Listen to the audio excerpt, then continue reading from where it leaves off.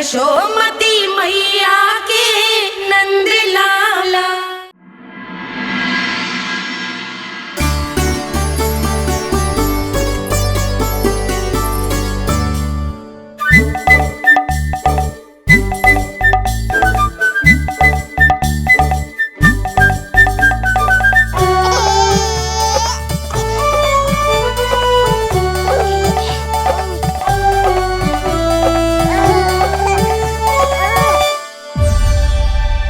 मैया, ये क्या किया?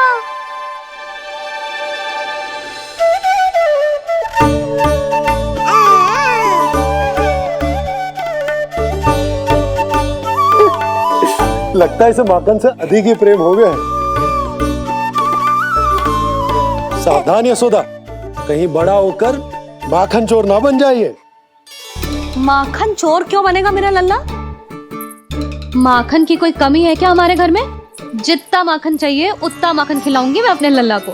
पर मैया, अभी तो थोड़ा सा भी नहीं चखा रही हो। ये ले। लो, ये भी दाऊ को दे दिया। सुबह तो बोल रही थी कि मैं आपको प्रेम नहीं करता, उल्टा आप अपना सारा प्रेम बलदाऊ पर लुटा रही हो।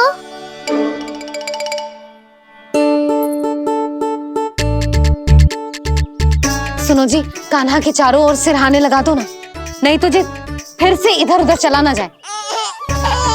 अच्छा सुझाव दिया तुमने। अभी लाए।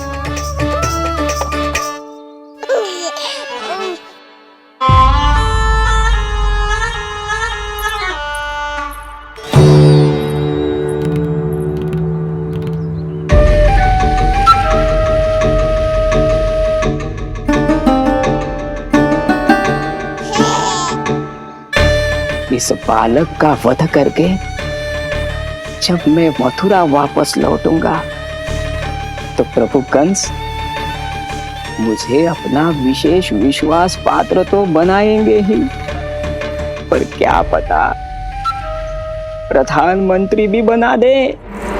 देवकी और वसुदेव अभी कहाँ हैं? अपनी संतानों के श्राद्ध के लिए ऋषि गर्ग के आश्रम जा रहे हैं। अब आप क्या करने वाले हैं महाराज?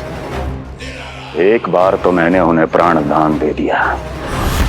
बधाई हो कुंवर जी। अपनी पत्नी के प्राण बचाने में आप सफल हुए। दूसरी बार मैं उन्हें दंड देने निकला तो तुमने मुझे रोक दिया। बुद्धि बल का प्रयोग कीजिए स्वामी, शारीरिक बल की आवश्यकता नहीं। किंतु एक ही भूल को बार बार नहीं दोहराएगा कंस। मथुरा नरेश कंस के इस महल से वसुदेव और देवकी जीवित बाहर नहीं निकलेंगे, केवल उनके शव। कंस मामा, आप उनको छू भी नहीं सकते।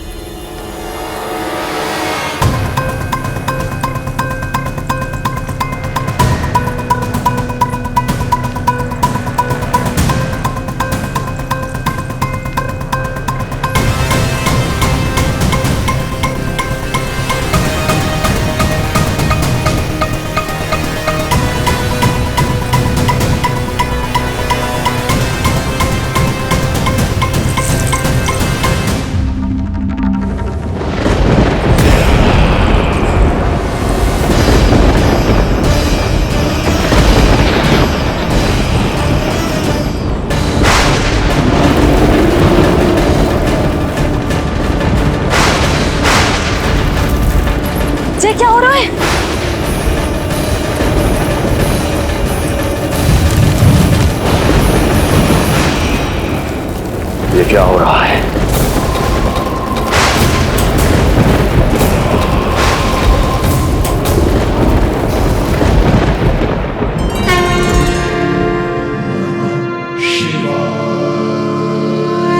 क्या हुआ प्रभु?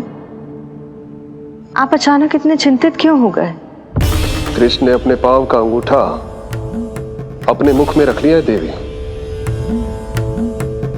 इसमें चिंतित होने की कोई बात नहीं है प्रभु। ऐसा तो हर बालक कभी ना कभी करता ही है। तो सखा कोई साधारण बालक नहीं है देवी पार्वती, तो भगवान है। यदि वो ऐसे ही अपने अंगूठे को मुख में रखकर खेलते रहे तो अवश्य ही आ जाएगी। कौन आ जाएगी प्रभु? प्रलय आ जाएगी देवी, प्रलय आ जाएगी देवी। हे नारायण जी, क्या हो रहा है?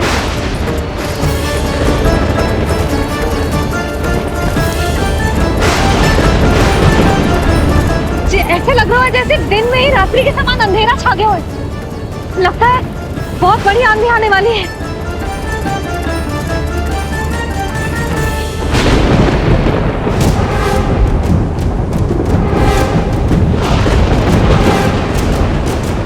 ये भीषण आंधी, ये मूसलाधार वर्षा, तुम दोनों ने ऋषि गर्ग के साथ मिलकर अवश्य कोई योजना बनाई है ना? बोलो बोलो, क्या है वो योजना? बोलो।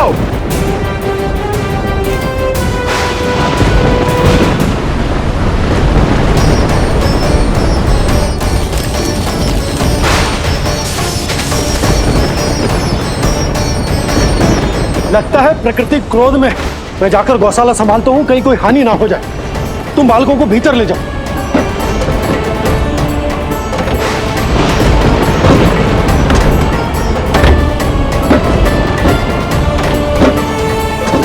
जी द्वार और झरोखे बंद करते हैं। हाँ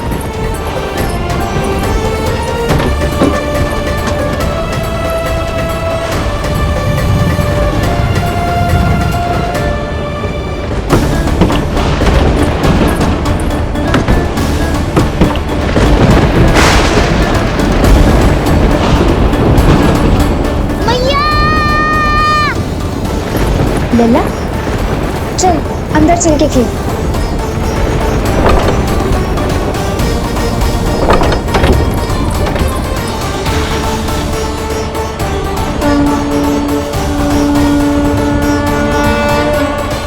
आपके सखा तो ध्यान निद्रा में चले गए हैं प्रभु। इनकी ये अंगूठा चूसने की सामान्य सी क्रिया का कितना घातक प्रभाव पड़ रहा है, इन्हें तो पता भी नहीं है।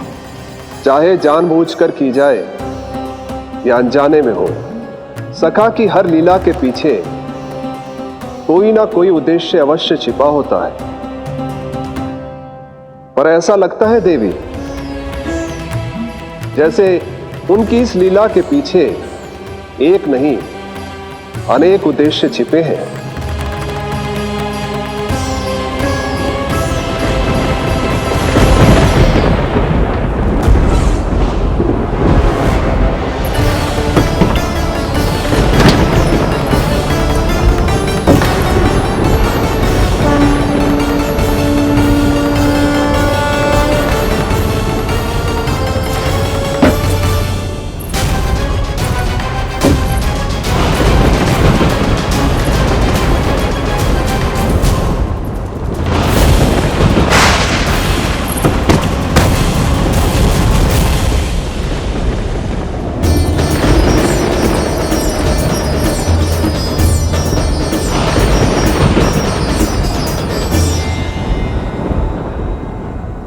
देख रही हो चिंची, प्रसाद ना मिली खाने को तुझे पांव का अंगूठा ही चूसने लग गयो।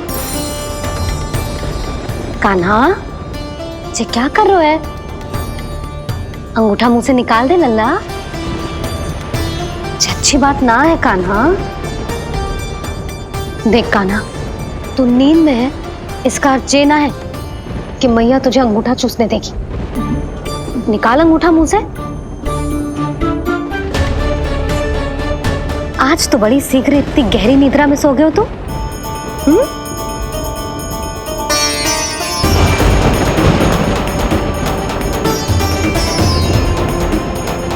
देख रही हो ना जिज्जी, अंगूठा मुंह से निकालने को तैयार ही ना है जी।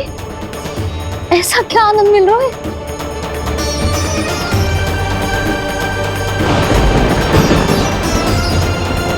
अधिक बल भी ना लगा सकती, अत्यधिक नींद में है, कहीं इसकी आंख ना खुल जाए। रानी भाभी, लगता है तीव्र वर्षा होने वाली है। मैं और भोला भैया के साथ अगले निकल रहे हैं, हो सकता है उन्हें हमारी आवश्यकता हो। हाँ हाँ चलो बोला। चिच्ची, तीव्र वर्षा आरंभ होने से पहले आप और बरदाऊ निकल जाओ। ठीक है, किंतु तुम भी सतर्क रहना। हाँ, आप भी ध्यान से जाओ।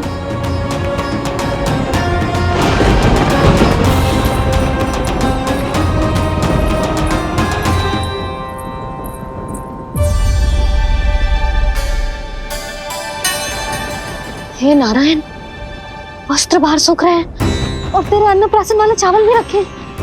भीतर करना होगा ना अच्छी चांद की भी।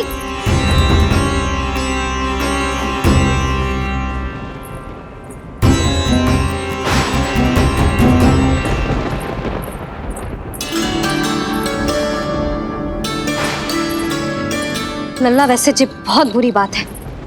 अंगूठा मुंह से बाहर निकाल। केवल 2 दिवस में तेरा अन्नप्राशन है, फिर सब खाइयो। तनिक धैर्य रख। गुड़ तू। प्रभु, स्वयं कृष्ण की मैया इनका अंगूठा नहीं निकाल पाई, तो अब और कौन निकालेगा? कैसे रुकेगी ये प्रलय? इसका एक ही अर्थ है देवी, अभी लीला समाप्त होने का समय नहीं हुआ। अभी तो कहना तो ये चाहिए कि लीला अभी पूरी तरह से आरंभ ही नहीं हुई है।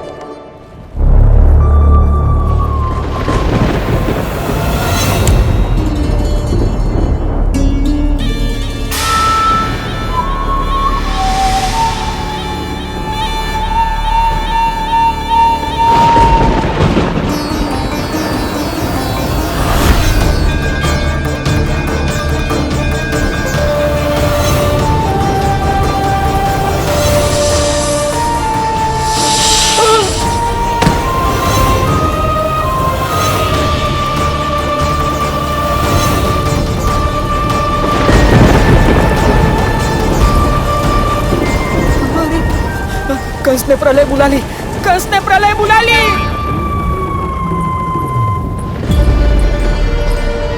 हे नारायण, जे वर्षा तो रुकने वाली ना है। जे गुड़ और गेहूं भीतर रख देती हूँ।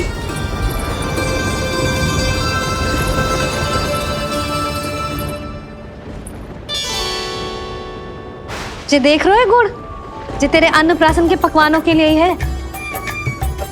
कैसे कैसे करके बचा के लाई हूँ, कुछ पता भी है तुझे? और तू है कि जे अंगूठा ही चूसे जा रहा है। हाँ नहीं तो। किंतु आज प्रलय भी आ जाए तो कंस की तलवार का वार रोकने में असमर्थ होगी। कंस के साथ विश्वासघात किया है, दंड तो मिलेगा। महाराज, वायुमंडल में अचानक आए इस परिवर्तन का हमसे कोई लेना देना नहीं है। हम तो बस अपनी संतानों के श्राद्ध के लिए जा रहे थे। मूर्ख हूं मैं, मूर्ख हूं मैं। कंस एक मूर्ख है, मूर्ख हूं मैं। अब अच्छी तरह जानता हूं मैं, श्राद्ध केवल एक बहाना है। किंतु सत्य यह है कि तुम और वो ऋषि गर्ग मिलकर मेरे विरुद्ध एक षड्यंत्र रच रहे हो, और ये तुम्हारी योजना है। भैया, ये आप क्या कह रहे हैं? कैसा षड्यंत्र, कैसी योजना? हम तो केवल श्राद्ध के लिए गए थे। बहुत अवसर दिए मैंने तुम दोनों को, किंतु तुमने बार बार बार बार बार बार मुझे मूर्ख बनाया। इसलिए अब मैं अवसर दूंगा अपनी इस तलवार को।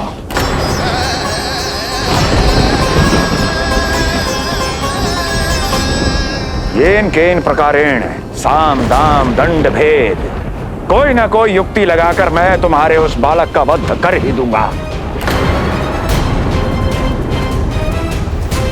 पर उस क्षण का साक्षी बनने के लिए अब तुम दोनों को जीवित नहीं छोड़ूंगा मैं।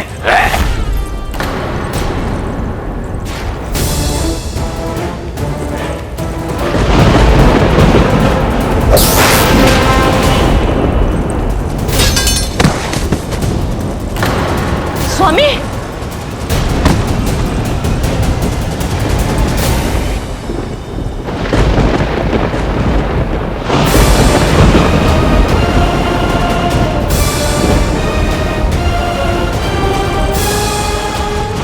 तेरा काल तेरी प्रिय बहन के गर्भ से उसकी 8वीं संतान बनकर जन्म लेगा और तेरा विनाश करेगा, विनाश करेगा, विनाश करेगा।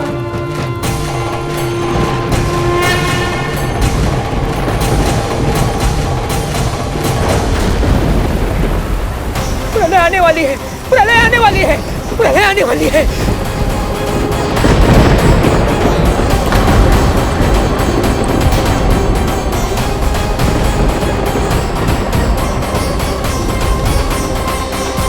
यदि कंस को रोकना, अपने माता पिता की रक्षा करना और चपलासुर के ब्रह्म को मिटाना ही इस लीला के उद्देश्य थे, तो ये सभी उद्देश्य पूरे हो चुके हैं प्रभु। अब तो ये प्रलय रुकनी ही चाहिए। ये केवल सखा की लीला ही नहीं है देवी पार्वती, उनकी माया का उदाहरण भी है। मार्कंडेय ऋषि को दिए गए वरदान को पूरा करने के लिए ही ये सब हो रहा है। कौन सा वरदान प्रभु? प्रभु की माया को साक्षात अपनी आंखों से देख पाने का वरदान।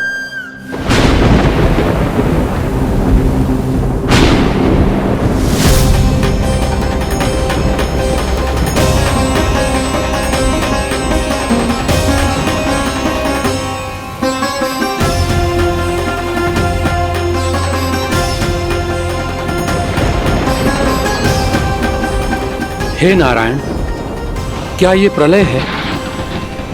क्या संसार समाप्त हो रहा है? तो फिर मुझे मिले इस जीवन का क्या अर्थ है?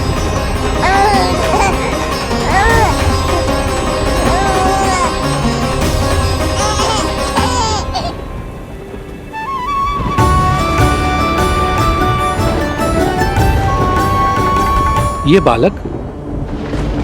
बालक यहां कहां से आया?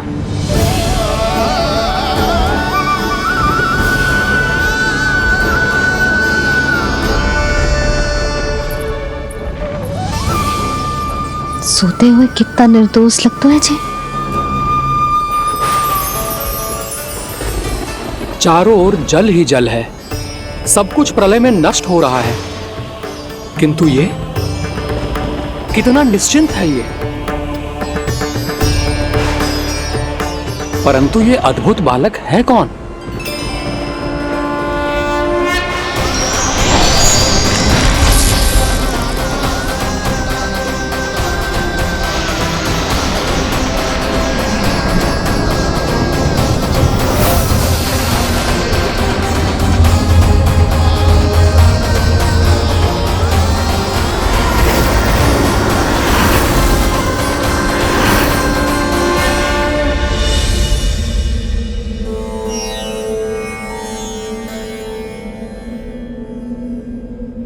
जिन घने काले बादलों ने आकाश को घेरा हुआ था, कहां गए वो? यहां तो प्रलय का कोई चिन्ह ही नहीं है।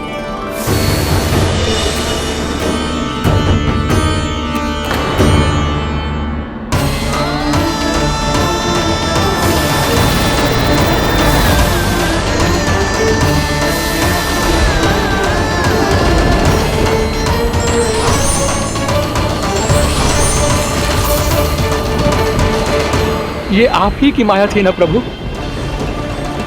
मुझे इसका साक्षी बनाने के लिए आपका बहुत बहुत धन्यवाद।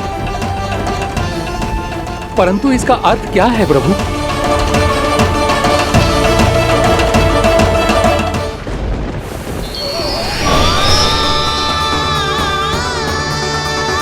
प्रभु,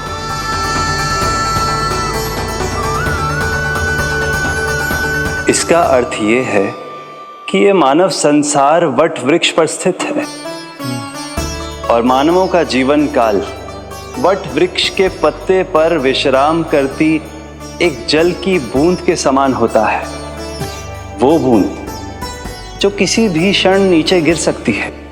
आपने तो स्वयं देखा है महर्षि, ये संपूर्ण जगत, ये महाब्रह्मांड मेरे ही भीतर स्थित है।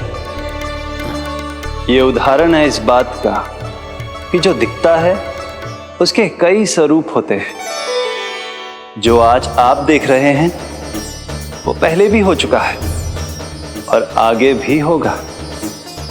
सब कुछ एक माया है। प्रलय का होना, जीवन का होना, दुख सुख सब एक भ्रम है। ठीक उसी प्रकार जिस प्रकार एक जलाशय में दिखने वाला प्रतिबिंब आपकी वास्तविकता नहीं बल्कि एक भ्रम होता है। इसलिए मनुष्य को सदैव ध्यान रखना चाहिए कि जीवन में कोई भी संकट क्यों ना आए, वो इस प्रलय की तरह केवल एक भ्रम ही होता है। ऐसे समय में जो संकट के सामने झुक जाते हैं या अधर्म का साथ देते हैं, वह स्वयं को उस भ्रम रूपी प्रलय में डुबोकर नष्ट कर लेते हैं।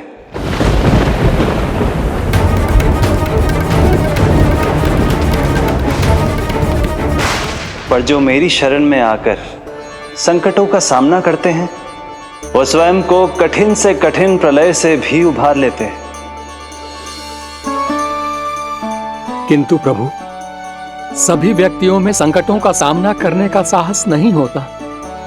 कृपा करके आप कुछ ऐसा कीजिए जिससे आपके भक्तों को इतना बल मिले कि वो कठिन से कठिन परिस्थितियों का सामना भी सहर्ष कर सकें।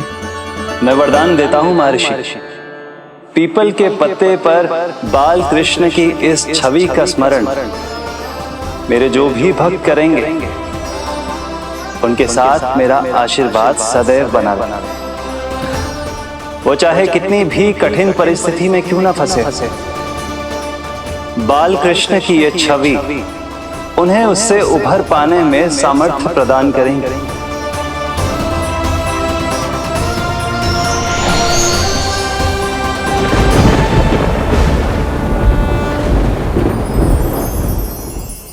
अद्भुत। तो ये कोई साधारण लीला या भ्रम नहीं था, मानव मात्र को नारायण से मिला वरदान था ही। पर अब क्या होगा प्रभु? कैसे रुकेगी ये प्रलय?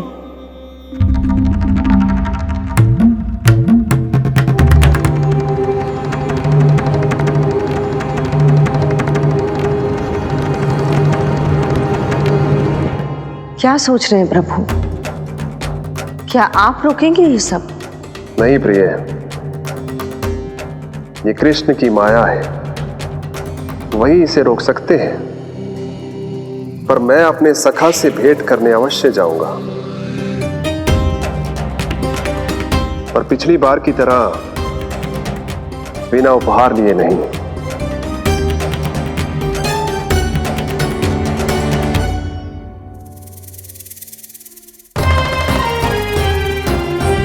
उपहार?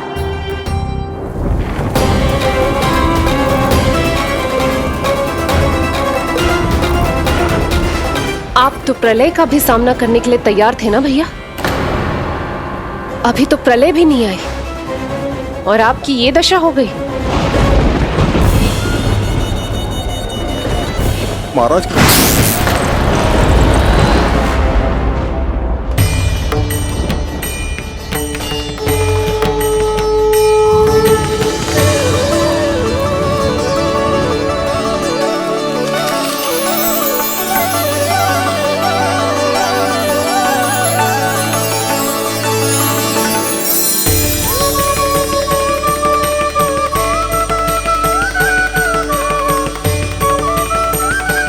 महादेव, आप उपहार में ये निष्प्राण वस्तु देंगे अपने सखा को?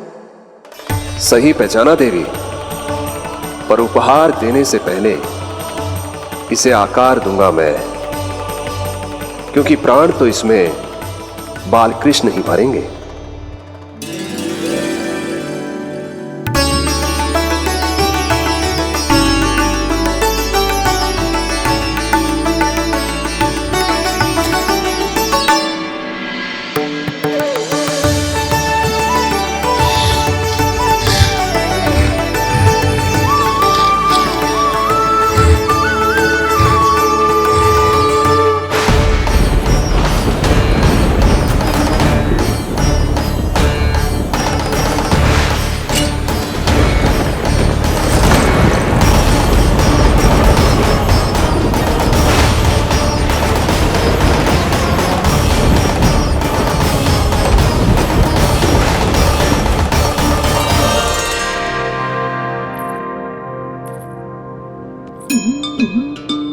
मुरली, बस उन्हें मेरा उपहार अच्छा लगे।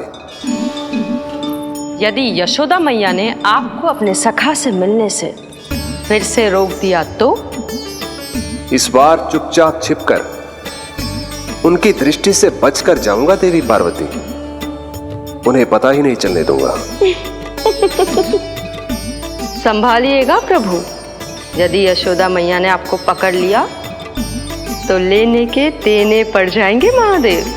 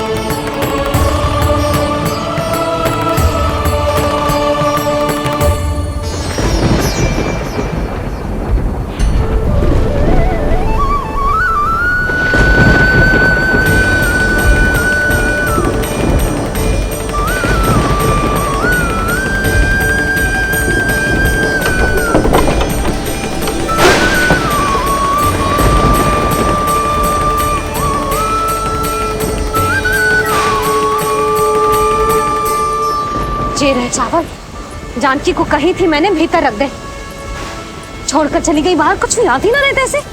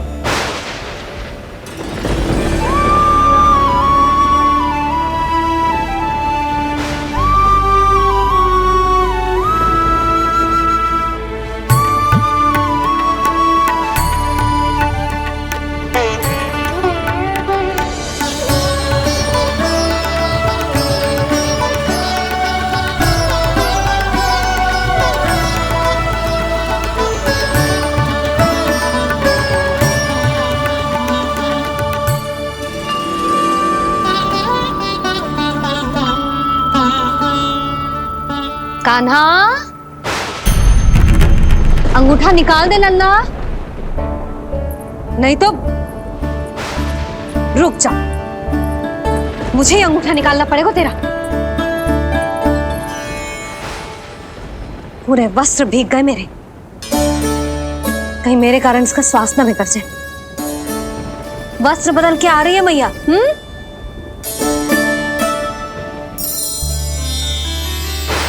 आ रही हूं।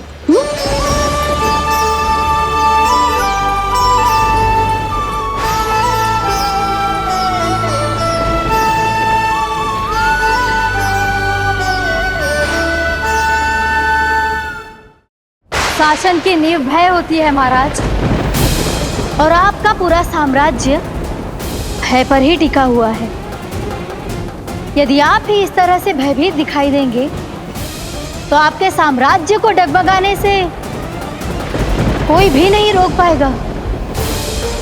एक बार आपने ही कहा था ना कि अपनी दुर्बलता कभी किसी को मत दिखाओ। प्रजा को भयभीत कंस नहीं, भयानक कंस दिखना चाहिए, भयानक कंस।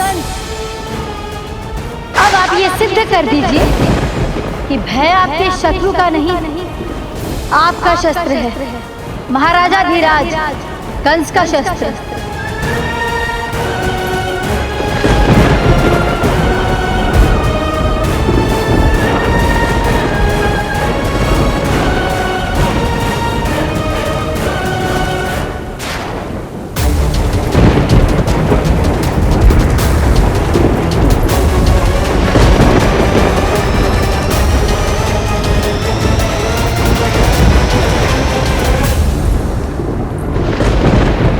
उससे क्या भयभीत होना जो स्वयं भयभीत हो, उससे क्या भयभीत होना जो स्वयं भयभीत हो।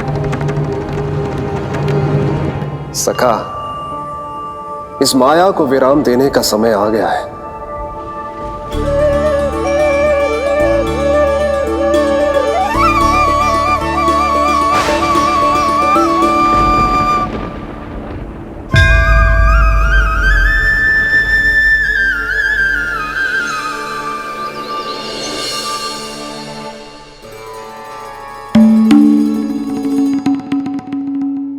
सभी आपके चरण धोकर उसका चरणामृत पीते हैं सखा, और आपने उसी चरण को अपने मुख में रख लिया। यही तो सखा, मैं इस तथ्य से चकित था, इसलिए सोचा एक बार अपने चरणामृत का स्वाद स्वयं भी चख ही लिया जाए। अब जो उपहार लाए हैं वो शीघ्र ही दे दीजिए। कहीं मैया ने आपको देख लिया तो आपको तो अनुभव है वो क्या क्या करने में सक्षम है। आपसे कुछ भी छुपाया नहीं जा सकता सखा।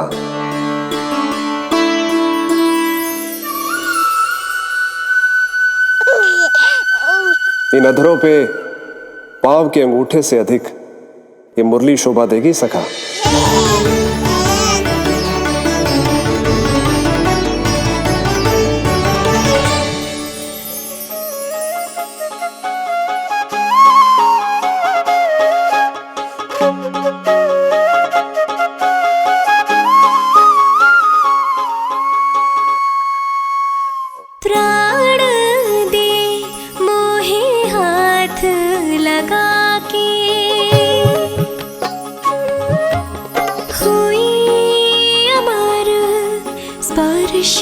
जो पाके काठी को जीवनमय कर दिया,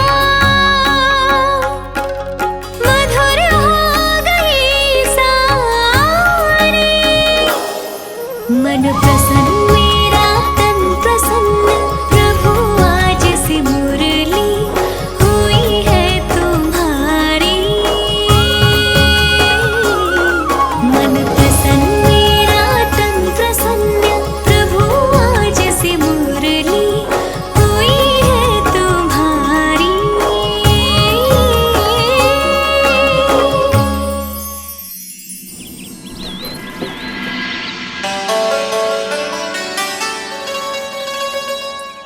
तुम्हारी भक्ति ने मेरा मन जीत लिया है मुरली।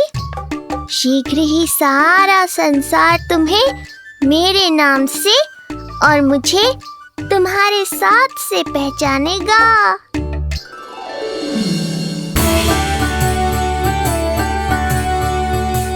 प्रभु, मेरे प्रभु, इस अनमोल भेंट के लिए आपका बहुत बहुत धन्यवाद सखा।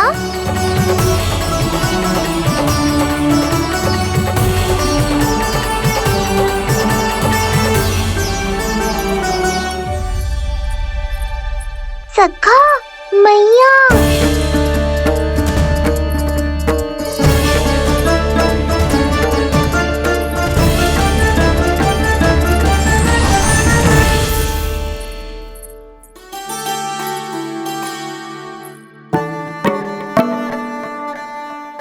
अच्छा जी, तो तूने अपना अंगूठा मुंह से निकाल ही दियो। बड़ा उपकार कियो अपनी मैया पे।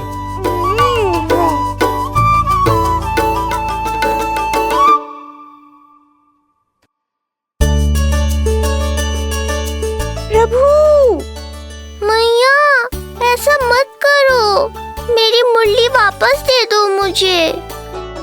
ये कहाँ से आई? मेरे सखा ने उपहार में दी है।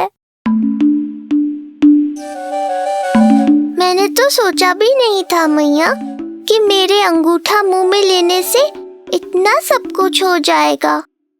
तेरे मुख पे छाई ये दृष्टता की छाया साक्षी है। ये जो भी हुआ, ये तुम दोनों, उस ऋषि गर्ग और तुम्हारे उस पुत्र का किया धरा है, जिसे तुमने मुझसे छुपा रखा है। जो स्वयं दूसरों का बुरा करते हैं, उन्हें सदैव यही लगता है कि उनके पीठ के पीछे उनके विरुद्ध कोई न कोई षड्यंत्र हो रहा है। मुझे तनिक भर भयभीत देखकर इतना साहस आ गया तुझमें कि मुझे प्रति उत्तर देगी।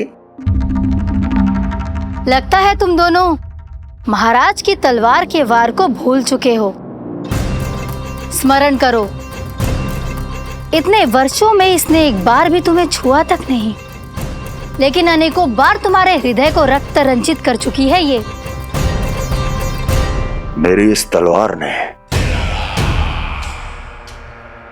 तुम दोनों की 6 संतानों का रक्त चखा है,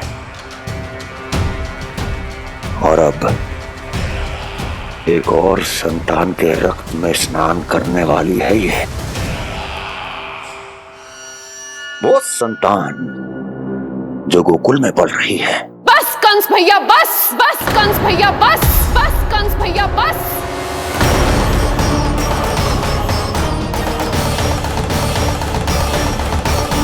इतना दुस्साहस तू मुझसे ऊंचे स्वर में बात करेगी अपने बड़े भाई के सामने? बड़े भाई जैसे कौन से कर्म किए हैं आपने, और अब जो कुकर्म करने की आप सोच रहे हैं उसमें भी असफल होंगे आप। देवकी। नहीं स्वामी, आज मत रोकिए मुझे। बहुत सह चुके हैं हम, आप मौन रह लिए, परंतु आज इन्हें सत्य का पता चलना ही चाहिए।